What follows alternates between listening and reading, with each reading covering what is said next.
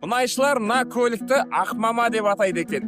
Алыстан Ақмама көрінгенде мұнайшылар қуанады. Өйткені бұл көлік өндіріс алқабының түкпір-түкпірінде тер төгіп жүрген жұмыскерлерге тамақ тасиды. Жалқаудың жаны тәтті болса, еңбектің наны тәтті. Ақмама әкелген астан мен де дәм татып көрейін дедім. Ернар, көрдің ғой, қазір біздерге обедімізді сметанға дейін, соғына дейін, соусына дейін береді қазір. Шүкір қазір балдардың жағдайы. Мені таңғалдырғаны осы үлкен алқаптан бригадаларды еш қиындықсыз табуға болады екен.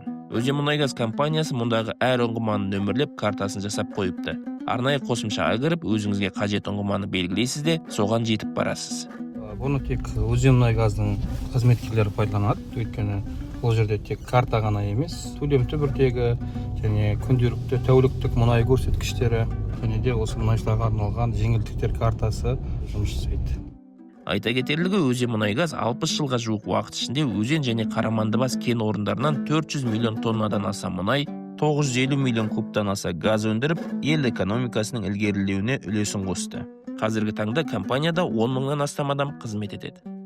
Мұнайшылардың жұмысымен танысып, орталарында бірнеше күн жүргеніме қуандым. Бұл мен үшін естен кетпес сапар болды.